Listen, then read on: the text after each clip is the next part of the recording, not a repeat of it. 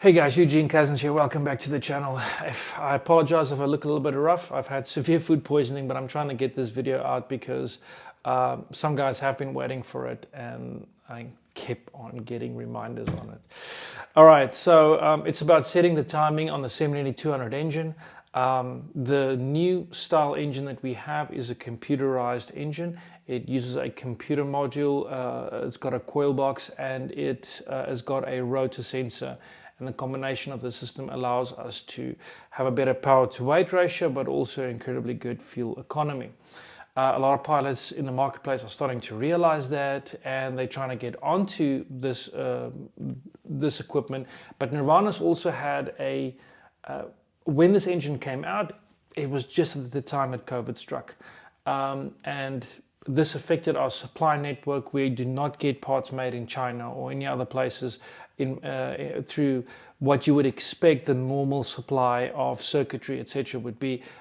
Our supply network comes from Europe, and they were affected by this, and some of the quality control might have been affected if by the suppliers having to look for different alternatives of raw materials, etc.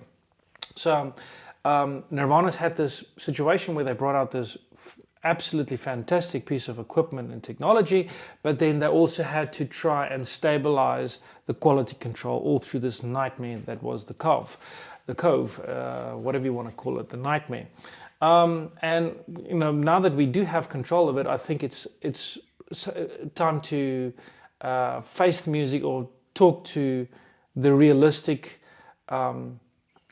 facts about having an engine that is more that is more complex.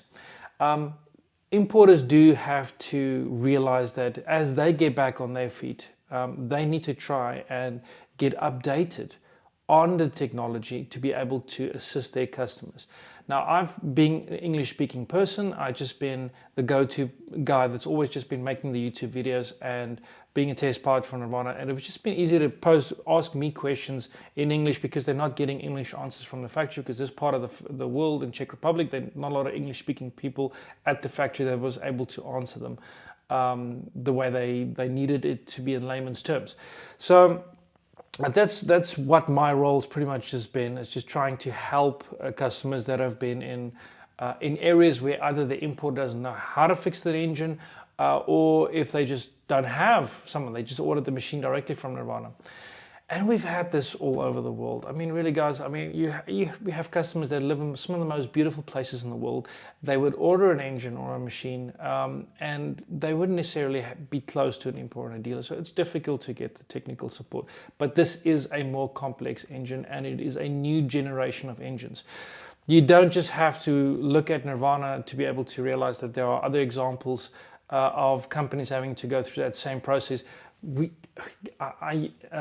I used to be involved with Land Rover a million years ago when my family was involved with Land Rover, and I remember going over from carburetors to ECU systems, and that generation of mechanics having to, all generation of mechanics being able to just get into an engine and spanners and ratchets and be able to fix any engine.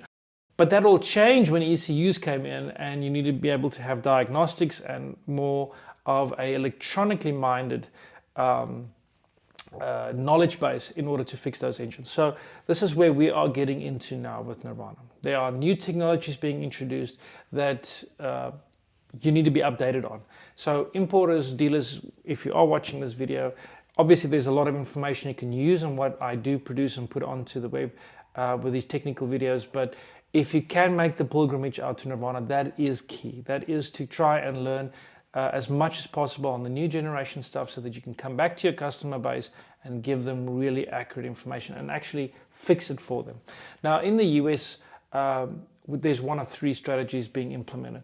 You can either just take your engine off the skeleton and send it to your importer. There is a reboot going on with agreements, with technical training, with everything in the US, simply because our customers are more widespread. They're getting more of these engines being distributed all over, and the symptoms that are coming, and especially in the initial stages, it was difficult to diagnose. It was difficult to try and explain how to fix it, and there weren't the people required. to fix it. So now you can just wrap up that engine, send it to Josh Bowden, your importer, and he'll be able to fix it for you because of the special tools. Now this is where we get into special tools. Now Nirvana's never had a strategy where they would make special tools and send it out to the importers worldwide. As in my case, I have an engineer close by, an engineering firm. I would take the engine to them, they would split it for me. Within 72 hours, the engine's already back with the customer. That is usually how I've done things in the past, that I didn't necessarily require all of the special tools. I do think that there is value in having those special tools and re-strategizing this. So in the case of, for example, in the US now, the first option of wrapping up that engine and sending it to Josh Bowden, for example, and he could use the special tools and not even need an engineering firm and have the knowledge now that he's learned at the factory. He'd be able to service the customer quicker and get the engine then sent back to the customer. He just needs to put it on. Use the videos that I've made and able to mount the engine, etc. And that would be a good solution. We've already handled the case in this exact same way in the US. So that is option one. Option two is being able to make use of your dealers to be able to assist them in fixing those engines. And the dealers need to be trained. There need to be more dealers, but specifically dealers need to be not just instructors and salespeople, but they also need to take care of their community, their flying community. So you'd be able to access different dealers that have been trained, gone through the same training process, and we will do that training pretty soon in the US. It doesn't matter if the training happens, but the supply and support is not in place. So we are getting more equipment, more spares, special tools manufactured and kept with the importers, so that could be that could work in the strategy number two, which is the dealer can request the special tools from either buy it from Josh Bowden as mill tools, or can just courier it to him and fix the machine and send it back. A little bit more cost involved with that. But it's not that this happens on such a regular basis that you necessarily have to have a full set of special tools. So the special tools that you'll see in these videos are very rudimentary. Why? Specifically because Nirvana just came up with the special tool. The mechanics made their own special tools to be able to do the work in-house and not use an engineering firm. Everything is just done there. And that is where it comes into strategy number three.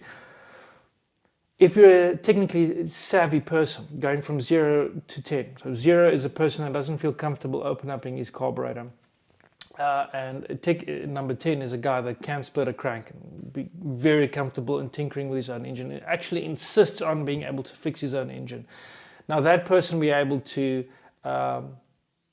request a special tool from Josh Bowden, for example, and it'll be couriered to him, and he can finish the job himself and then send it back to the importer. So that would be the three strategies that we are working as part of the reboot in the US. So I do think, and you will actually note that I made a Euro Club Facebook page as well. We are trying to duplicate the same system. Again, I use the term we. It's just something where my responsibilities overflow and where I try and assist. We are trying to incorporate personalities and put them in place. Individuals that can take care of their communities, and so the brand will benefit and the customer will benefit over the longer term. I'm not going to get into too much details of that. Let's talk about what I noticed on the timing. So this video specifically is going to be about setting the timing in on the F200 engine, the 7200 engine, which is computerized. Now, initially I got a script from the factory that, not in Czech, it wasn't in English, but I needed to just do proper English narration. And I realized when I was at the factory that there was a little bell going off in my head that I don't think that the information, well, at least I had to go check it. That was the alarm to me, was go check that video again. And I think the information is incorrect. Well, I can tell you it's incorrect in that video. And I think that you will have the right way of setting the timing illustrated in the video that I'm producing now. So I apologize for not checking it at that point in time. And I think, I don't know how that got screwed up from the Nirvana side, but in any event, this is where we're trying to reboot and fix things.